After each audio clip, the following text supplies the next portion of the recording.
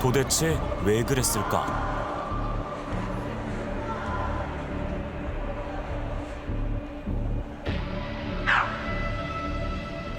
한 달이 지났지만 우리는 아직 알지 못합니다.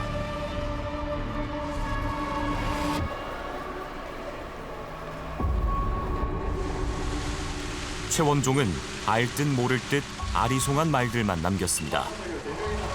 너무 괴로워가지고 제 집 주변에 조직 스토킹 스토커들이 많이 있다고 생각했거든요. 알고 봤더니 최원종은 할 말이 많은 사람이었습니다. 구층 시사국은 최원종이 인터넷 커뮤니티에 올린 게시물 6천여 건을 확보했습니다.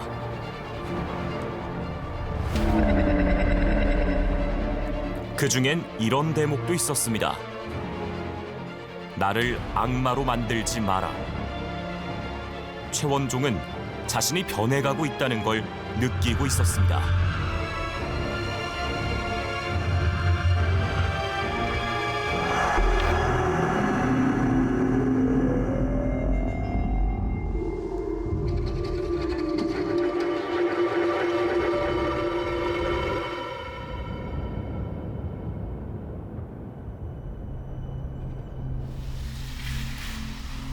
지난 2017년 최원종은 고등학교 1학년을 중퇴합니다.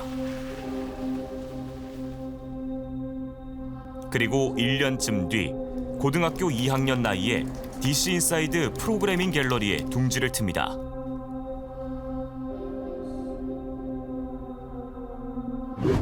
대인기피증은 병이 아니다.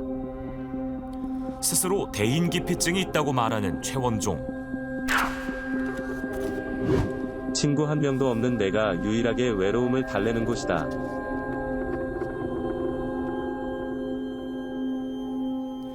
구층 시사국은 6천 건이 넘는 최원종 게시물을 확보했습니다.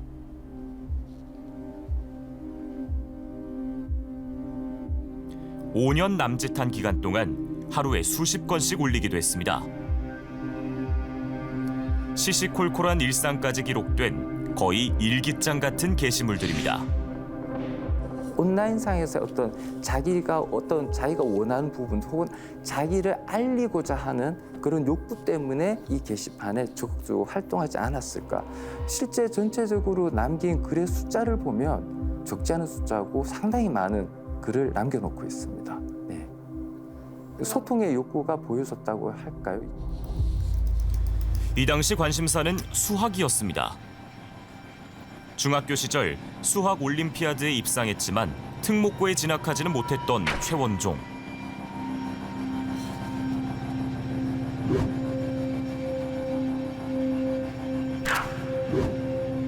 수학으로 큰 성공을 거두는 걸 인생의 목표로 세웁니다. 남들이 못하는 거에 대한 우월감 같은 걸 하면서 과목도 막 그거 내가 이거 해야지, 이걸 하면은 뭐 남들이 뭐 해겠지, 다 그거 거기다 있지 않습니까? Every ICM since 1982. 젊은 수학자들의 노벨상이라는 필즈상을 자주 언급했습니다. 수학에 대한 애정과 집착이라고 해야 되나요? 그런 것들이 직접적으로, 왜냐하면은 매번 글을 적을 때마다 닉네임은 계속 들어가는 부분이거든요.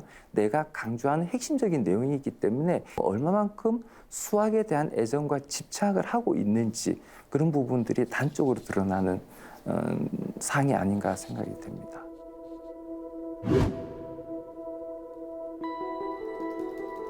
노무현 전 대통령을 희화화하는 이미지들을 자주 올립니다.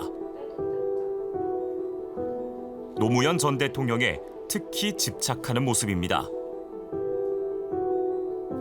고졸학력으로 사법시험에 합격하고 대통령에까지 오른 노무현. 고등학교를 중퇴하고 검정고시로 고졸이 된 최원종. 두 사람은 고졸이라는 공통점으로 어색하게 연결돼 있습니다. 고졸 출신으로서 사회적으로 성공한 사람들을 찾다가 보니 그런 사람들 중에 대표적인 인물이 노무현 대통령이지 않았을까. 그래서 노무현 대통령이라는 이름을 자기의 닉네임에 많이 활용하지 않았을까라는 생각이 듭니다. 프로그래밍에 수학이 필요 없다는 건 수학에 대한 이해도 자체가 없다는 것이다. 수학 실력을 키워 세상이 놀랄 만한 게임 프로그램을 만들고 떼돈을 벌어 떼부자가 되겠다는 글을 올립니다. 뭘 공부해야 제2의 일론 머스크가 될 수 있지. 개발자들의 롤모델 일론 머스크가 자주 등장합니다. 일론 머스크 같은 개발자가 되려면 어떻게 해야 되냐?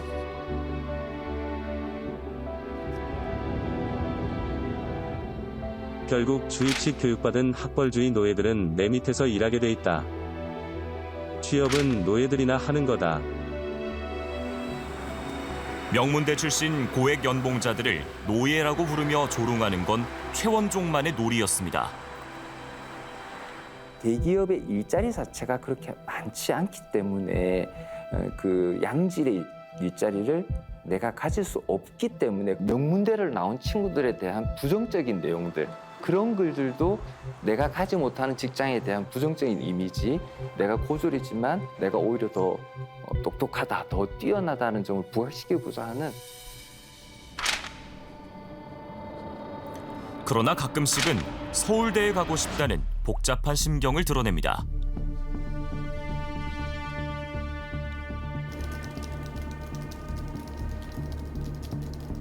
게임 개발에 나선 최원종.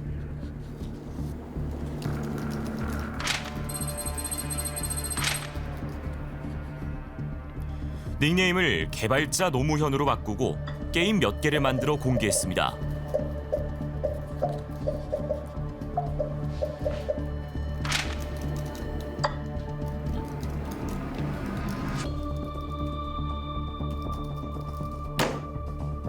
그러나 반응은 기대에 못 미쳤습니다.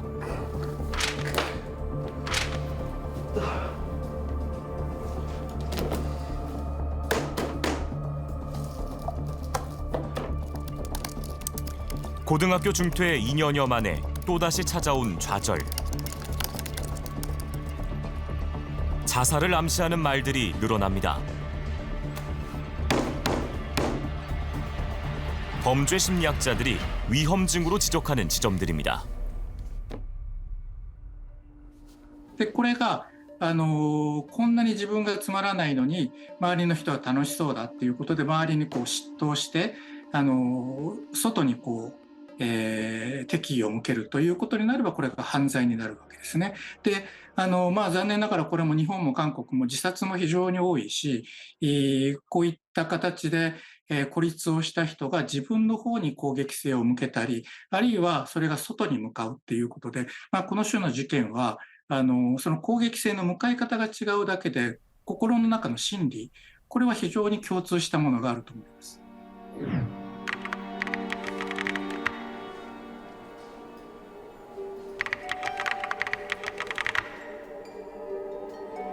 이곳저곳 탈출구를 모색합니다. 탈출구가 보이지 않자 이런 글들을 연속으로 올립니다.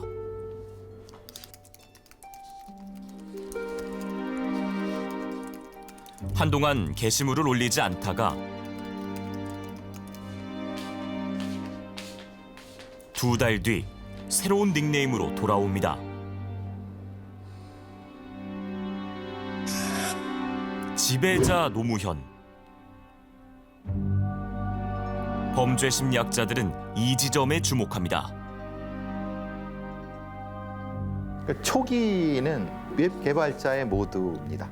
근데 이제 스스로 자기가 아이디를 바꾸고 그리고 어떤 개념, 스스로 자기 자신의 규정이 바뀌어요. 특히 시기적으로 몇 월, 7월이라는 보면은 그게 계기가 되는 겁니다.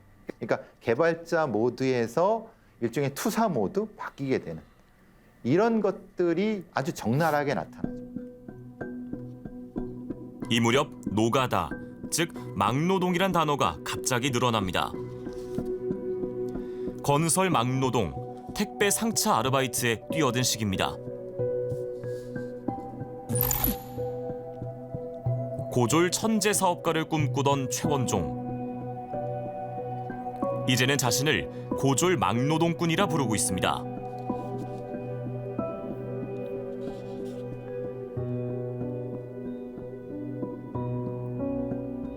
점점 현실과 멀어지면서 공상이나 망상에 가까워집니다. 처음에 자기가 뭘 공부해야 된다. 어떤 뭐 학문적인 거 사실은 굉장히 현실적이에요. 자기가 현실 가능한 곳으로 갔다가 해다 보니까 잘 안 돼요. 그러니까 거기서 공상으로 약간의 망상이 좀 연결되는 거죠. 그러니까 이전에 있었던 것은 무슨 현실에 가까웠는데 이제는 좀 더 공상에 가까운 그 공상에 가까운 것을 거치다가 지금의 모습이 된. 그러니까 3단계 정도의 일종의 탈피가 있었던 것 같습니다. 탈피. 최원종 스스로 느끼고 있었던 것 같습니다. 2020년 2월 어느 날 저녁 8시 38분 최원종은 이런 글을 남깁니다. 오늘 만난 급식 학식충들. 고등학생은 학교 급식이나 먹는 급식충, 대학생은 대학 구내식당에서 밥이나 축내는 학식충이라고 깎아내립니다. 그러고 나서 1분 뒤 악마란 단어를 꺼냅니다. 나를 악마로 만들지 마라.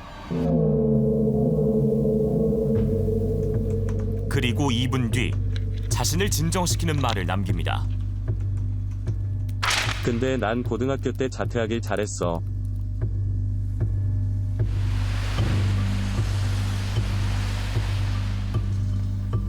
겨우겨우 마음을 추스렸지만 언제 터져나와도 이상하지 않은 상태입니다.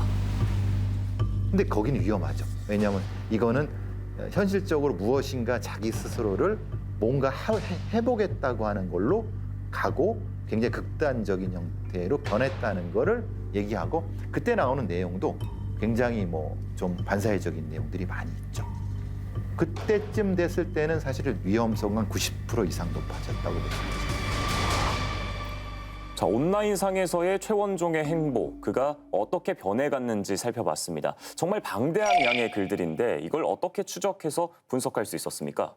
네, 최원종은 신상 공개가 되자마자 특정 커뮤니티의 이용자였다 이런 사실이 드러났습니다. 그래서 저희 KBS 공영미디어 연구소에서 이 최원종이 쓴 글을 빅데이터로 수집을 한번 해봤는데요. 그랬더니 앞서 알려진 닉네임뿐만 아니라 다른 닉네임으로도 활동을 했던 걸 확인할 수 있었습니다. 예. 그렇게 해서 약 5년간 쓴 게시글만 해도 6,058건 정도 확보가 됐고요. 또 다른 이용자들이 최원종에 대해서 언급하거나 서로 소통한 글도 312건으로 상당히 많은 양이었습니다. 최원종은 그러면 고등학교 자퇴 후에는 이 온라인을 제외하고는 외부와 교류가 거의 없었던 것 같네요. 네, 2017년 최원종이 고등학교를 자퇴했고요. 그다음 2020년부터는 혼자 산 것으로 알려져 있습니다. 그래서 이 최원종을 파악하기에는 일기장처럼 쓴 이 게시물을 분석하는 게 좀 의미가 있겠다 이렇게 판단을 했던 거고요. 그래서 이 최원종이 게시글에서 가장 많이 언급된 단어들을 좀 뽑아서 마인드맵 형태로 변환을 해봤더니 어떤 특정한 경향성 같은 것들을 좀 볼 수가 있었습니다. 특히 입시 경쟁에서 탈락한 데 대한 어떤 좌절이나 분노 네. 이런 것들을 나타낸 단어들이 굉장히 많았고요. 그래서 앞서 보신 것처럼 우리가 최원종이 어떤 인물이었는지 좀 들여다볼 수 있었습니다. 네, 이 최원종이 수년 동안 정말 많은 양의 글들을 썼기 때문에 이 모든 글들을 액면 그대로 다 받아들일 수는 없을 것 같고 같은 커뮤니티에 있었던 다른 이용자들은 최원종을 어떻게 평가하고 있었습니까? 네, 주로 한 2019년, 20년도에 다른 어떤 이용자들과 소통한 글이 집중돼 있었는데요. 이 글들을 보면 초반에는 게임 개발이라든지 아니면 뭐 어떤 수학 공부를 하면 좋냐 이런 것들, 학업적인 부분에 대한 질문과 답변 이런 것들이 줄을 이뤘다면 한 2020년 정도부터는 많은 이용자들이 최원종에 대해 의문을 갖기 시작을 합니다. 어떤 의문인가요? 뭐 사실 최원종이 공부를 하고 있다거나 아니면 미래에 대해 뭘 하겠다 이런 글들이 굉장히 많은데요. 그만큼 많은 글을 올렸다는 건 그 커뮤니티에 많은 시간을 할애하고 거기 상주했다는 의미겠죠. 그렇죠. 그러다 보니까 아무래도 진짜 공부를 하는 게 맞냐 이런 의구심들이 좀 나타났고요. 그리고 이것이 2021년이 되면 뭔가 최원종이 변한 것 같다라든지 이상해졌다 뭐 이런 글들도 좀 눈에 띕니다. 실제로 최원종이 쓴 게시글을 분석한 결과 최근으로 가면 갈수록 약간 반사회적이라든지 망상적인 내용을 많이 게시글로 썼다는 걸 확인할 수 있었습니다. 개인적으로 인류가 멸망했으면 좋겠다. 1년쯤 전 최원종은 이런 게시물들을 올리기 시작합니다. 내 인공지능 프로그램이 스카이넷이 될 거라고 믿는다. 자신이 개발한 인공지능 프로그램이 인류 역사를 바꿀 거라고 합니다.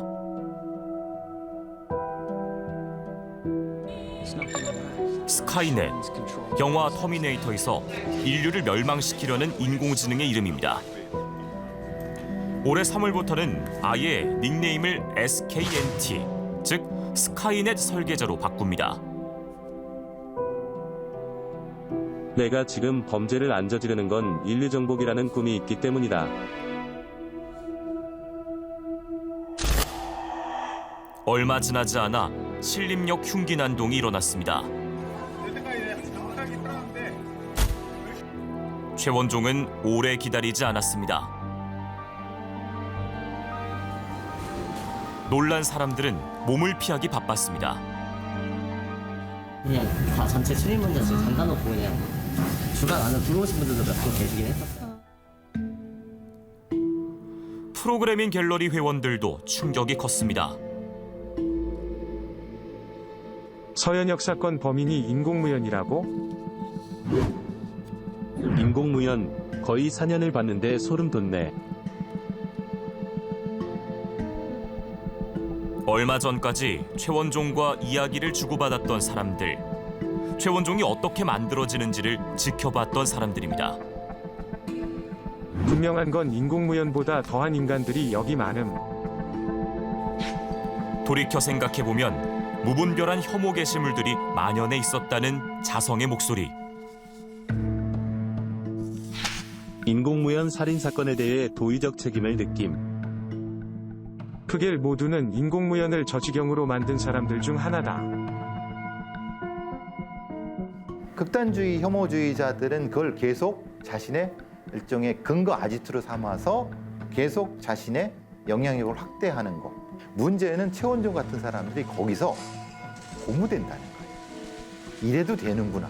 피암시성이 큰 사람들이 존재하니까. 특히 이제 최원종 같은 사람들은 반드시 암시를 받는단 말이에요. 그게 위험하다는 거예요.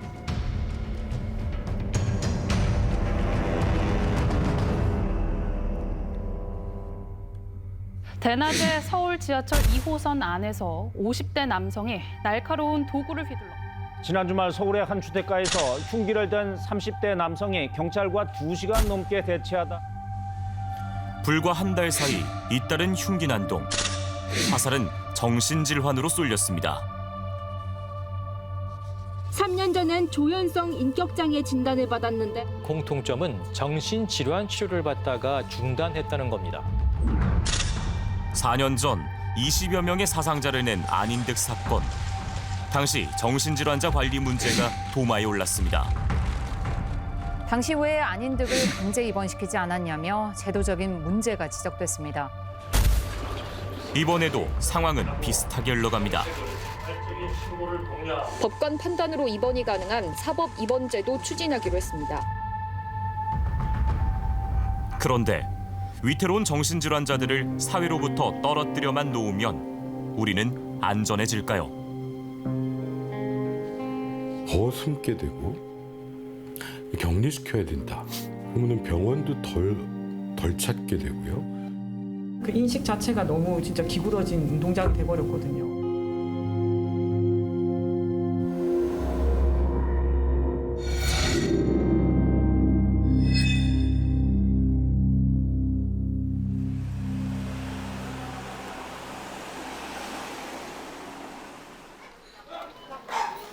초보 자취생 이요셉 씨는 동네에서 장 보는 게 특별한 즐거움입니다. 자, 생물 고등어 자, 3마리 10,000원 드리고 자, 오늘도 새콤 오징어 나와 있습니다. 원래 이렇게 종종 시장 와서 한 번씩 네. 장 보세요? 그쵸. 이제 요즘에는 많이 못했는데 예전에는 진짜 많이 했던 것 같아요.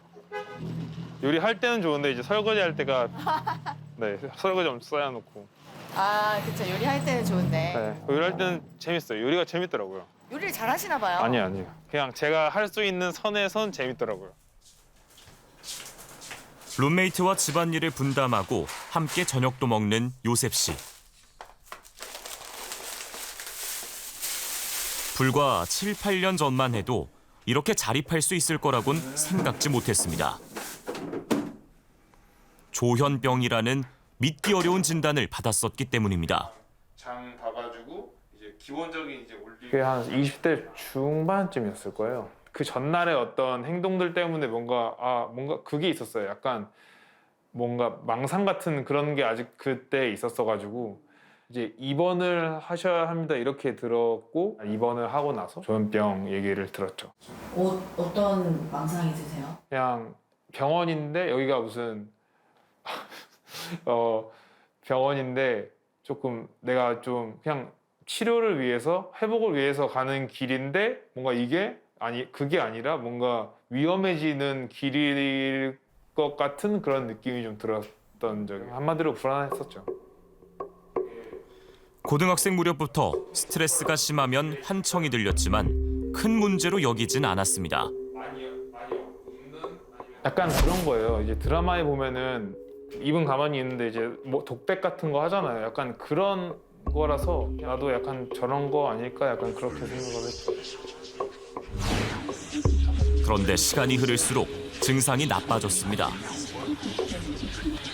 군대에서 가렸어라든지 아니면 이제 복학해서 이제 사회생활을 앞으로 해나가야 되는데 누구한테 물어봤으면 좋았을 텐데 그런 것들을 이제 머릿속으로 정리가 안 돼서 그런 건지 그랬을 때 좀 나타난 거였습니다. 조현병 진단을 받은 이후 적극적으로 치료를 받았지만 그 과정은 쉽지 않았습니다. 뭐 침이 갑자기 계속 나온다던가 멈추지 않는다던가 뭐 그런 것 때문에 한번 입원했고 아마 제 기억으로는 의사 선생님 권유로 한번 입원했고 해가지고 3번 정도 입원했고 더디지만 주위의 도움 속에 증상이 점차 나아졌고 지금은 관리 단계에 들어섰습니다. 발병 당시부터 지금까지 이렇게 그래프로 놓고 보면은 조금씩 천천히 되게 좋아지고 있고 병원에 가서 의사 선생님이랑 간단하게 뭐 상담 이렇게 그런 얘기들 하고 그 주사 맞고 약 타고 그렇게 이제 하고 있죠. 자취에 이어 요셉 씨는 최근 새로운 도전에 나섰습니다. 안녕하십니까, 일인카페입니다. 바리스타 자격증을 따서 정신병원의 직업재활 카페에 취업한 겁니다. 백수처럼 이제 지내면은 집에 그냥 하루 종일 누워 있거나 뭐 그런 것들 되게 힘들거든요. 좀 더 안정적인 직장, 뭐 부모님께 이제 손을 안 벌리고 이제 그런 어떤 경제적 자립 같은 거를 해야 뭔가 이제 저의 자립에도 좀 긍정적인 영향이 있을 것 같아서 더 이렇게 진취적으로 나아가고 싶은 마음이 더 있죠. 이 자취하는 보통의 청년들과 크게 다른 점은 없어 보였습니다. 특히 뉴스에서 봤던 각종 사건 사고를 일으켰던 조현병 환자의 모습과는 상당히 달라 보였어요. 네, 아무래도 주변에서 이 조현병 당사자들과 교류하거나 소통할 일이 드물다 보니까요. 좀 이 병을 좀 위험한 병이다 이렇게 생각하시는 분들이 많을 겁니다. 그런데 알고 보면은 이 고혈압이나 당뇨처럼 꾸준히 병원에 다니고 약을 먹으면서 증상을 관리하면요. 얼마든지 일상으로 돌아갈 수 있고요. 또 저희가 봤던 이 요셉 씨의 사례처럼 사회생활도 할 수 있다는 게 전문가들의 설명입니다. 저도 이 취재 과정에서 전문가들 얘기를 들어보면 이 조현병이 그렇게 희귀한 질환은 아닌 것 같아요. 맞습니다. 이 조현병은요, 일종의 뇌 질환인데요. 유병률이 1%거든요. 그러니까 100명 중 1명이 걸릴 수 있는 병이라는 겁니다. 자, 그럼에도 불구하고 최원종의 뒤를 이어서 최근 일어났던 여러 가지 무차별 흉기 난동의 피의자들을 살펴보면 정신질환을 앓고 있는 경우가 상당했잖아요. 그러다 보니까 일반 대중들의 인식 속에서는 그래도 조현병이 좀 위험한 병이 아닌가 생각이 안 들 수가 없습니다. 네, 일단 최원종의 경우는 조현병이 아니라 조현성 인격장애 진단을 받았다가 치료를 3년 동안 중단한 걸로 알려졌고요. 그리고 다른 난동 피의자들도 치료를 중단한 경우들이었습니다. 4년 전에 안인득 사건 때처럼 제때 치료받지 못하고 방치된 정신질환자들이 여전히 많다는 거니까요. 이런 거에 대해서는 좀 불안을 느끼실 수도 있을 것 같습니다. 네, 그렇다고 이 조현병 자체가 이런 공격성을 갖는다라고 단정 지으면 굉장히 위험하거든요. 왜 그런지 설명 들어보시죠. 조현병이나 중증 정신질환이 일반인보다 범죄율이 낮다는 건 잘 알려져 있고 집안에만 고립되고 괴로워하고 이런 경우가 가장 많고요. 이런 사고가 일어나면 무고한 시민이 다치다 보니까 많은 분들이 분노하실 수 있습니다. 그 방향이 조현병이나 중증 정신질환으로 가면 안 그래도 이분들이 더 숨게 되고 그러다 보면 오히려 사고가 느는 악순환으로 갈 수 있거든요. 그런데 최근에 보면은 정신질환은 위험하다 이런 인식이 점점 커지고 있거든요. 이런 인식들이 결국에 조현병 당사자들을 더욱 위축시켜서 사태 극복에 오히려 걸림돌이 될 수 있다는 우려도 커지고 있습니다. 실제 그러면 조현병 당사자들은 어떻게 생각하는지 들어봤습니다.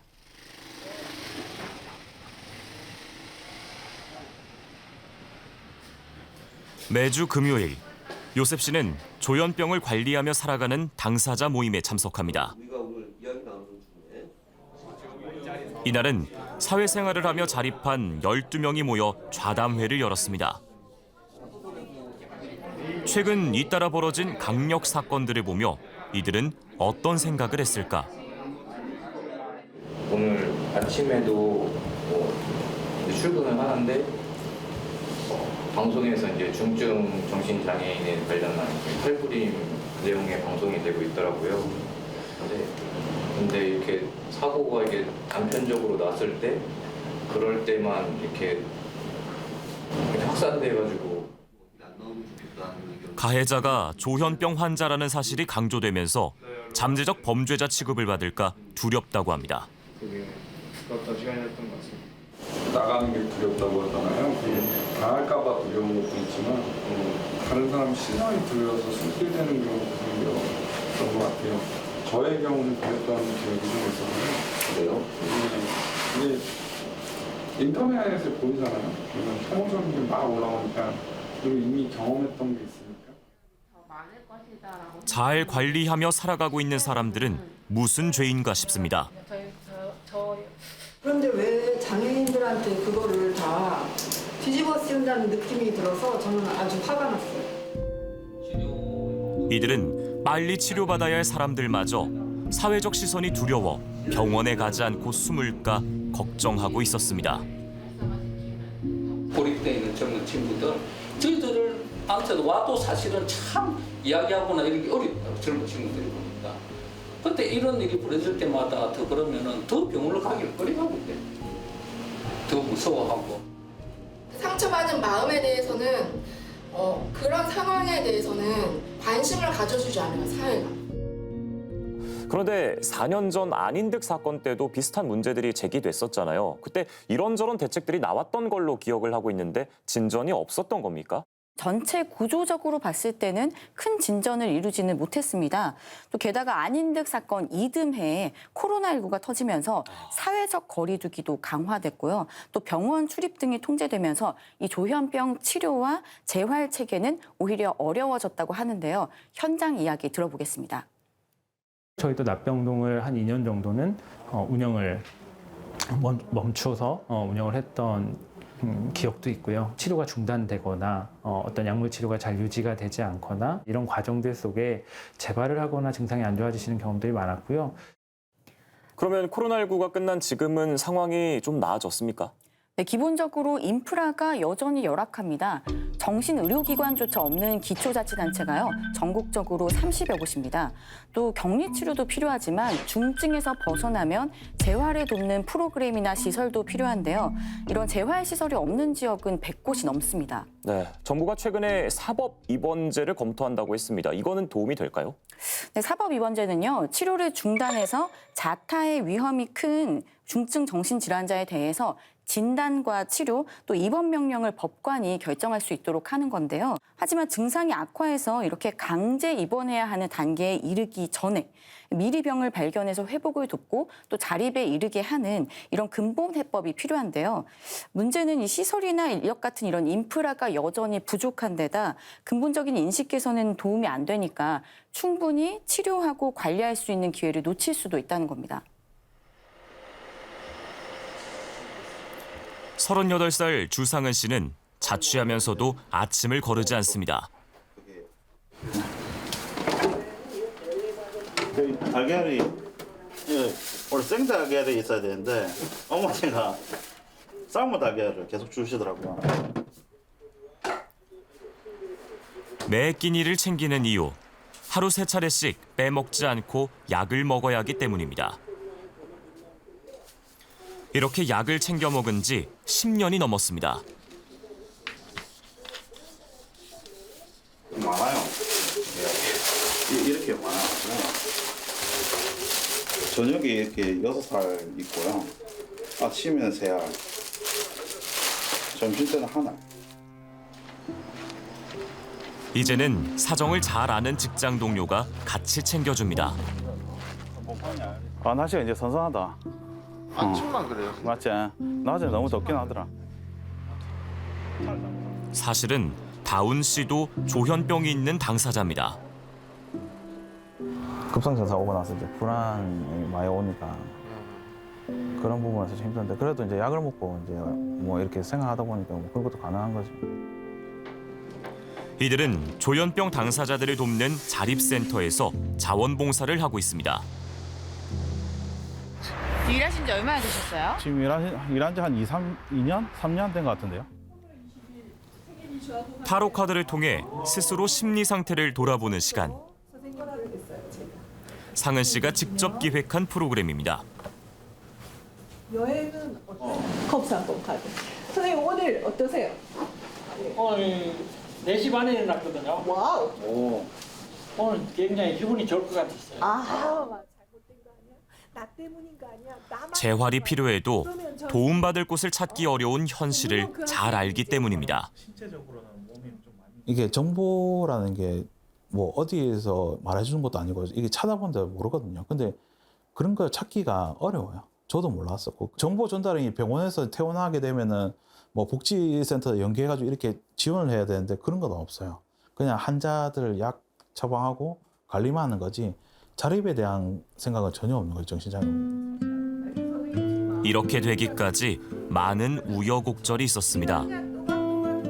그러다가 고 1학기 지나고 2학기부터인가 그때 이제 조금 발병이 나서 그때 이제 약간 시선 불안증이 있었어요. 고등학교 3학년까지 그대로 유지를 했던. 고등학교 때는 몰랐었죠. 예, 정확하게 몰랐었죠. 제가 얘기도 안 했고. 그러다가 2004년 때 제가 펑펑 울고 하니까 이제 병원 가보자 해가지고 약을 먹었는데. 폐쇄병동 입원과 퇴원만 반복하길 여러 번. 20살부터 26살까지 그냥 집에만 있었죠. 정말 힘들었죠. 그때 생각하면 이제 불안이 오면 약을 먹잖아요. 잠을 일어나면 흐리멍텅해가지고 앞이 뭐 가려 있는 거죠. 생각이 순환이 안 되는 거죠. 뭐 대답도 잘 안 나왔어요. 그런데 복용약을 바꾸자 다행히 부작용이 줄었습니다. 한 30대 초반이었을 거예요. 한 2018년 그때 입원했을 때 약을 바꾸니까 운동이 되는 거예요. 그러니까 나도 할 수 있겠구나. 되네. 원예 작업장 나와서 일도 해보고 하니까 되네. 이런 하나하나씩 쌓이다 보니까 저 자신을 믿게 되고. 증상이 나아지자 사회활동을 할 용기가 생겼습니다. 하지만 안정적인 일자리를 구하지는 못했습니다.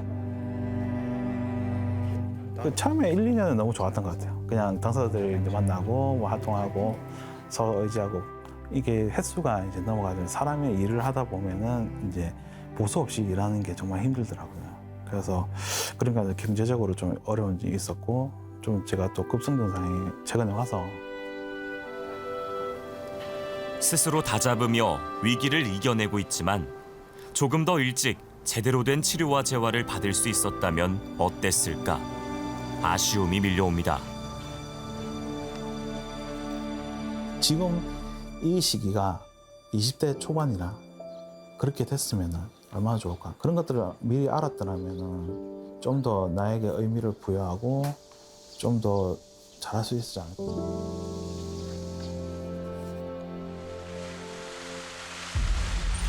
어느 날 갑자기 악마의 모습으로 우리 앞에 나타났습니다. 하지만 조현병은 대부분 하루아침에 심해지지 않습니다. 대개 몇 달에서 몇 년에 걸쳐서 서서히 진행이 되거든요. 적절한 조력이나 치료가 없이 세월을 보내게 되면은 그게 응급으로 진행이 되는 거예요. 병세 악화를 막을 수 있는 골든타임. 조현병은 12주입니다. 발병한 지 석 달 안에 첫 치료를 시작하면 관리가 가능하다는 얘기입니다. 증상이 생기고 나서 첫 치료를 할 때까지의 기간, 이게 짧으면 짧을수록 병의 경과는 굉장히 좋아지는데 우리나라는 한 14개월 정도 되는 것 같아요. 이제 위기 단계에서 응급까지 가는 동안에 적절하게 치료로 초청하는 것 쪽의 정책은 별로 없었던 것 같고, 또 다른 비극이 일어나지 않게 하는 건 당사자들만의 노력으론 불가능할지도 모릅니다. 중증정신질환에 있는 관련한 일은 남의 일 같지만 국민의 1%는 조현병, 2%는 조울증, 누구든 경험할 수 있는 문제이기도 합니다. 똑같은 질환이 있어도 주민들과 어울려서 살 수 있는 나라가 될 수도 있는 거고, 그 차이는 조현병이나 중증정신질환 자체가 아니라 그걸 둘러싼 시스템이 아닌가 생각합니다.